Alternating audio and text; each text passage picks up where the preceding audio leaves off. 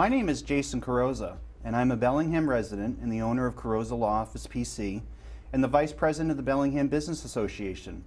Today I'm also your host of Strictly Business, sponsored by the Bellingham Business Association. The BBA is a non-profit organization that supports local business in the community that it serves. Today's guests, who are both Bellingham residents as well, are Ann Irons, owner of Ann Irons CPA, LLC, and Ironclad Accounting Solutions, Inc., and John Orthman, financial advisor with Moody Street Financial. Welcome, Ann and John. Thank you, Jason. Hi, Jason. Thanks for having us. Great to have you. Before we get to meet our guests, I want to provide a brief recap of past BBA events. In June, at Lowell's Restaurant, the BBA recognized its 2011 Scholarship Award winners, Michaela Barsotti and Alexandra Brady, and its 2011 Citizen of the Year, Michael Connor. Congratulations again to those well-deserving individuals. In July, the BBA was very busy as it sponsored a softball game held at the High Street Fields, followed by appetizers and drinks sponsored by Outback Steakhouse. The BBA also sponsored a town movie night featuring How to Train Your Dragon. It was a night of total fun for Bellingham families. The kids had a great time with the Frisbees. We have a prop here. Thank you, Ann and John, for being with us during this exciting segment of Strictly Business, sponsored by the Bellingham Business Association. I say we jump into some questions so our viewers can begin learning a little bit about you and also your business.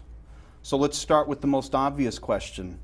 Tell us about your background, how you got into the business you're in, and also tell us about what you love about your business. We'll start with John. Oh, thanks, Jason. How did I get into my business? Well, that's a good question because I did my undergraduate work and graduate work to become a social worker and spent about 10 years in that industry before I changed careers. And basically I was motivated in that area to just help people. But after about 10 years, I was a director of a mental health center for adolescents, and most of my job involved grantsmanship, hiring and firing people, supervising, and I wasn't making any money. I also was working with a high-risk population, so it happened right at the same time there was a reunion of a specialized program that I was in undergraduate school. And I ran into an old friend of mine who, like me, had majored in human services and sociology, and he owned his own financial advisory firm. So I sat down with him and said, how did this happen? You know, we both started at the same place, and we became connected again and became good friends, and I kind of picked his brain for a year, and he mentored and coached me into the financial service area. At the time, I didn't even know what a stock was, so I kept telling him, I need to go work for someone who will train me and pay me simultaneously. So he knew someone at Fidelity. He gave them my resume on a Sunday night. They called me on a Tuesday. They hired me on Friday, and I started with them on, if you ever see the Time commercials with the 800 numbers and the headphones, and that's how I started in the business. And I worked those phones for about 6 months before I was promoted to what they call the Office of Executive Services, and we were basically Ned Johnson, who was the owner of Fidelity's assistants. And we dealt with problem resolution for high net worth clients with more than several $1 million in assets. And that exposed me to an incredible amount of how the industry worked in general.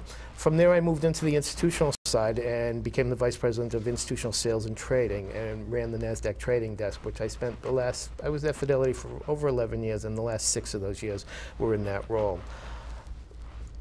After, that seems to be my 10 years in human services and 11 years with Fidelity, and I said, I need a change. I was a little tired of corporate America as well, and also I really wanted to get back and start helping people again. I didn't necessarily want to work with people with mental health issues or emotional problems because, quite frankly, the success ratio wasn't all that gratifying. But I said, you know, I know so much about finance now, and I have no trouble asking people what I would call intrusive questions, you know, about your money, about that sort of thing. So I said, maybe I can sit down and help people kind of establish some financial goals for themselves and help them achieve that. So that's sort of how I got into the business. And I will be quite frank with you. If, I thought that I could do this with my hands tied behind my back. It seemed so easy to me. I didn't realize that 90% of my time was going to be spent promoting myself, because that's really what it's all about when you build a business, is you've got to promote yourself. The work that you do comes as second nature in many ways. It's the thing you like to do the most, but you've got to do all the other stuff to get there. So that's been the issue. That first 10 years I spent struggling with that. I've been in this business on the personal advisory side for about going on 13 years now, and I can finally say that the pressure to promote myself is much less intense than it was for that first 10 years. Mm-hmm. Thank you, John. My pleasure. So, how I got in this business, Jason. I'm surprised our paths never crossed, because I also was in financial services for a while, although at State Street on the institutional side. Okay. So I spent 9 years there, first as a portfolio accountant, worked my way up through the ranks while going to school. So, you know, the final goal was always to get my CPA license, but, you know, it takes quite a while when you're doing school part-time, you're working full-time. So when I finally did get my license, left Mother State Street, that's what we called it, because everybody stayed there for their whole career. Left State Street and went into a very small accounting firm, learned, you know, soup to nuts, everything that you could do for a small business or personal return, accounting, financial statements and that sort of thing. And then moved up to a very large firm, one of the big 5 firms, and I was there for a few years, and, you know, you get burned out. You can hear the stories from anyone who's worked at a very large firm. The expectations are very high, and I figured that was not the lifestyle for me. Moved down to a mid-sized firm, always with the goal of having my own firm. Mm-hmm. Eventually it did happen, not exactly the path I planned, but I'm here. I've had my own firm now since 2002, so it's 9 years now, and it's been great. I've been in Bellingham the whole time. It's you know, very gratifying to work with small businesses, so that's, you know, that's how I got here. What do you love about your business, Ann? I really like, you know, along the way I found things that I didn't like about my industry. Not about my industry, but about the particular job that I was doing at the time. I worked with high net worth clients for quite a long time, and although it's very interesting work and it's great experience, there wasn't ever the sense that I was doing something special for them. And I really, like, for me, I don't know if it's just the way I work, I really enjoy when somebody comes into my office and they're like, you know, one of my clients calls it tax freeze, right? So they come into my office and they're like, I don't know what to do. And I can help them get from that freaking out stage to a comfort level that they're perfectly fine, they're not nervous, they understand what's going on. Whatever the issue was has been taken care of, and they have that confidence that they can sleep at night. They don't have to worry about, you know, whether it's an IRS audit, or their books are a mess and their tax returns haven't been filed in a while, or, you know, they're going through a difficult situation financially. You know, dealing with that issue and getting them past that, you know, that stage of you know, discomfort, and having that, you know, that monkey on their back, whatever it may be. I really like that because people appreciate it, and maybe that's what I get out of this business. So working with small businesses and families really gives me a lot of that feedback. Whereas working for large companies, you know, you can plug me in, plug the next person in, plug somebody else in. The big company doesn't care who's doing their books. You're losing the personal touch. Exactly, Yep. Exactly. So it's clear our show theme today is based on financials. Why don't you guys both educate us on the sort of products and services you offer, and the types of people that you service? We'll start with John. I would say that, you know, that I think the best thing I provide for people is the expectation that they're going to gain some financial literacy, because I find that that's what seems to paralyze people the most. You talk about that freaking out stage. I see that all the time with people who making a life insurance decision, say. They're just totally overwhelmed by the complexity of the product and how to go about it, and they're so afraid that they're going to make a mistake that they end up doing nothing. And I bet it's similar with the IRS world as well. Absolutely. In terms of you're afraid you're going to overpay, or you're not going to pay enough, or whatever. So, so that's what I think I do the best for people, and I help them establish a vision. And I think that's the other, people are so busy in their day-to-day lives, particularly I work with a lot of families and a lot of business owners. Both families are totally overwhelmed by the responsibilities of young parentage and all of that stuff, and business owners are so focused on their business and the day-to-day operations of their business that they don't look at the big picture. It's always something that gets put on the back burner. And I help them to take a look at that and not be frightened by it. I think that's what I do best. We often talk in my business about, and I'm sure you do too, who the ideal client is. And most financial advisors will say, I think I lost my mic, didn't I? Most financial advisors will say, oh, somebody with, a couple of million investable assets, that sort of, somebody with a high net worth, that sort of thing. But just as Ian said, I find the person who appreciates me the most and understands that I'm providing them a service that they value is the ideal client. And sometimes, if you make it a relationship business, it always pays off in the end, both in terms of revenue for you as well as gratification for the client, I think. Now, do you think there's a particular stage, we'll take the proverbial family of Jack and Jill. When should they be sitting down with their advisor? So we're not talking about necessarily the business owner, but Jack and Jill, maybe they just bought their first house, they just had a child. When are you trying to get in the trenches and kind of help them out? I think milestones in people's lives are always the time for them to sit down and reassess where they're at. What I find most people do is they don't take that first step to establish those goals and to establish their vision, and they just kind of go along until someone mentions him, and it's, yes, I have to do this, yes, I have to do this. But generally speaking, I have clients who come to me and say, look, my son just graduated from college. Do you think you could see, it's all about developing behavior patterns, positive financial behavior patterns. So the earlier you start, the better.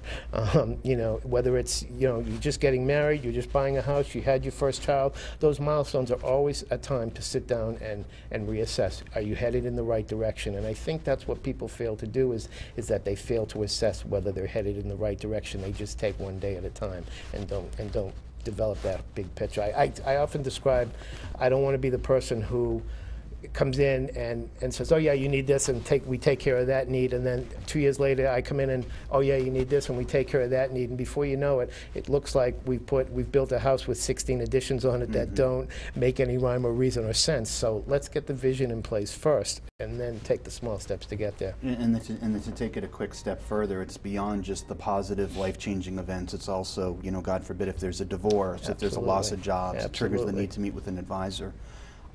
Ian, tell us a little bit about tax preparation and then also bookkeeping.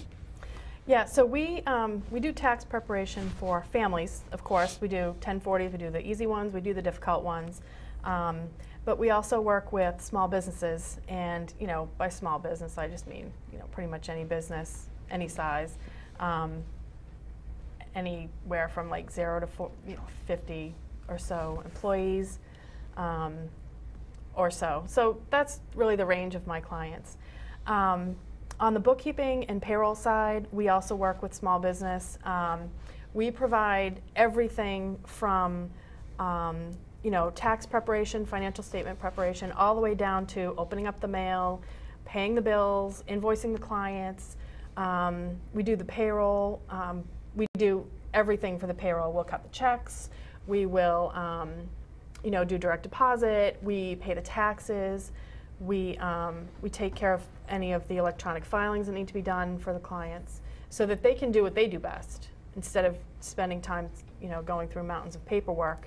And what we found, one of the things that we also provide is an electronic file cabinet that's web-based.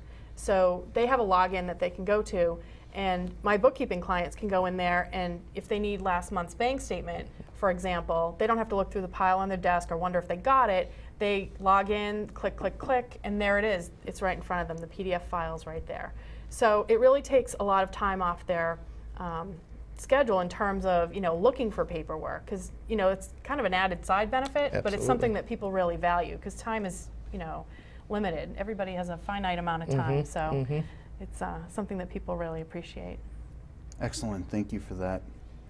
I want to go into now, and we've kind of hit on this a little bit, but tell us a little bit deeply about your perfect sort of client, the kinds of people specifically that you're finding you're doing most of your business with, maybe they're individuals, that are positioned someplace in life, or perhaps they're a specific business, industry, niche business. Sure. I would have to say the majority of my clients right now are small business owners and or family people. Young parents anywhere from they're looking at, they've just had a child and they're looking at, it's time for me to start putting away for college for my child, and they go and they seek some assistance that way, or somebody who is in high school, they have kids in high school and they're realizing in a panic that they haven't thought about what's the best thing to do for their child and how to save for college. Again, the issue comes down to, number one, do people have goals, all right, and are they willing to sit down and try to establish some goals for themselves? Number two, I think it's, are they willing to make some behavioral changes to achieve those goals? And by that, I guess, one of the things, the exercises I go through with people is we look at budgets, okay, because I have a lot of clients who make substantial amounts of money and continue to live from check to check. They might have a double income, two-income family. They're making $300,000 or $400,000 a year, and they're still living check to check because they're living well beyond their means. Let's sit down and develop a realistic budget for them that includes paying yourself first. That includes, putting aside that money, whether it be for retirement, for college savings for your children, whatever your priorities that you've established for yourself. And what I talk to people about is, we're not talking about going on a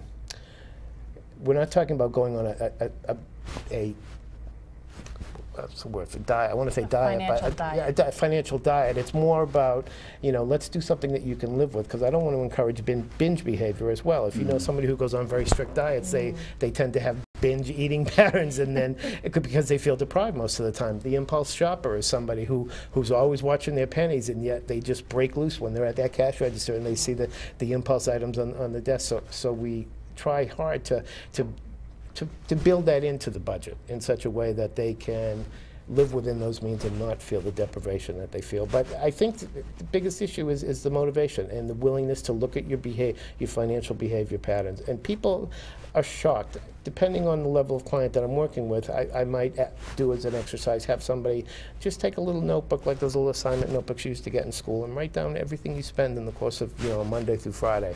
And you come back with, oh my God, I spent $75 at Dunkin' Donuts this week. The smokers are a trip because they're spending hundreds of dollars a week on cigarettes. So, and to realize that that's disposable income that they're basically throwing away is quite revealing to them. So I think that those are the two issues I'm always looking at: is, are they motivated, and are they willing to look at their own behavior and take responsibility for some things?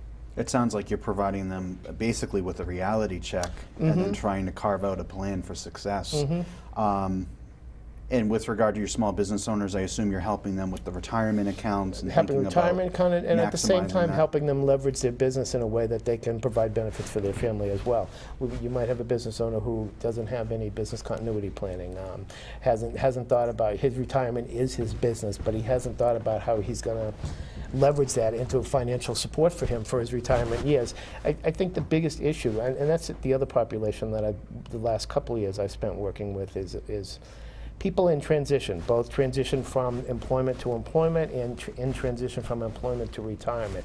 Because people's biggest concerns with the market hits of the last decade are, is my money going to last long enough? And how do I get it to stretch out and be what I need it to be? So those are the other two populations I'm working with, and the business owner is particularly vulnerable there because they don't know how to monetize their business, is what it comes down to.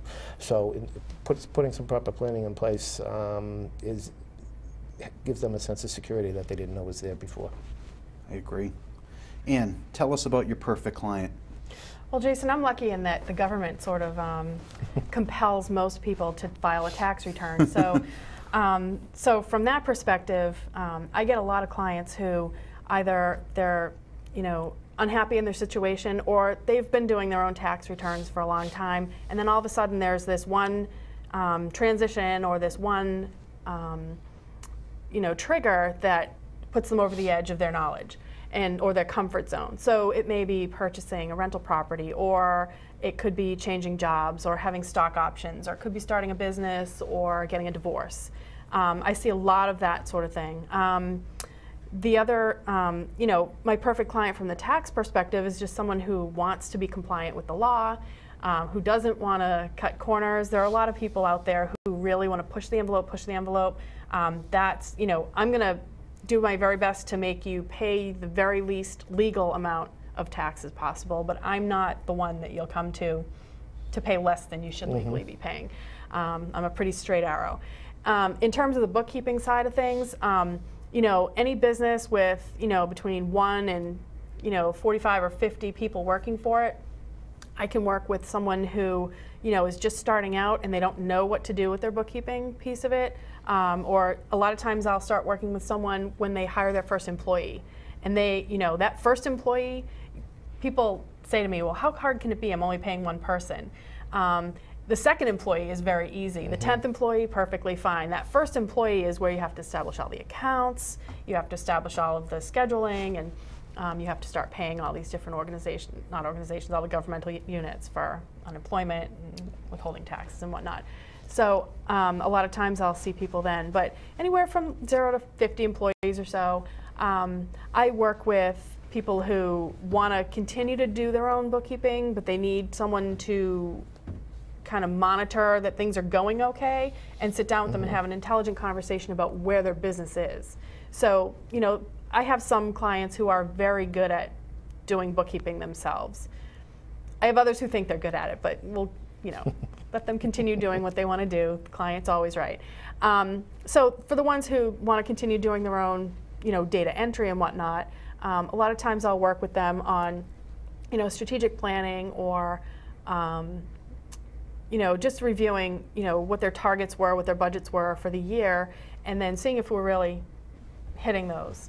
And if income's way up, we need to think about how much tax needs to be put aside. If income's way down, we need to figure out why and fix that. So my ideal client would really be someone who wants to be successful, who needs the help. There are some people who think they need the help, but don't know. They don't really know.